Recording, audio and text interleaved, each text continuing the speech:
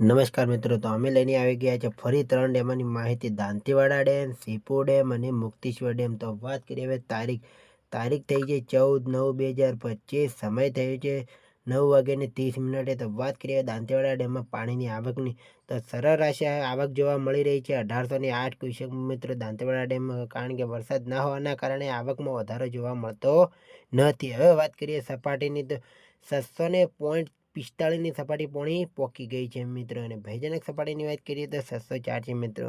તો બનાસ નદીમાં હજી કોઈ પાણી છોડવામાં આવ્યું નથી, પણ જેવું બનાસ નદીમાં પાણી છોડવામાં આવશે એવા અમારી ચેનલમાં વિડીયો અમે અપલોડ કરી દઈશું. આ હતા દાંતીવાડા ડેમના સમાચાર. હવે વાત કરીએ સીપુ ડેમના. તો સીપુ ડેમમાં આવક નીલ છે. સપાટીની વાત કરીએ તો 582.61ની સપાટી પોણી પોકી ગઈ છે મિત્રો. પાણી છોડવાની વાત કરીએ તો નીલ છે. સપાટીની ભયજનક સપાટીની વાત કરીએ તો 611 છે. આ હતા સમાચાર સીપુ ડેમના. હવે વાત કરીએ મુક્તેશ્વર ડેમની. તો મુક્તેશ્વર ડેમમાં પાણીની આવકની વાત કરીએ તો ઘટાડો જોવા મળી રહ્યો છે. 445 ક્યુસેક પાણીની આવક ચાલુ છે મિત્રો. અને સપાટીની વાત કરીએ તો 660.45ની સપાટી પોણી પોકી ગઈ છે મિત્રો. ભયજનક સપાટીની વાત કરીએ તો 661.58ની છે મિત્રો. આ હતા મુક્તેશ્વર ડેમની ભયજનક સપાટીની પાણી કેટલું સરસ્વતી નદીમાં છોડવામાં આવે તેની માહિતી.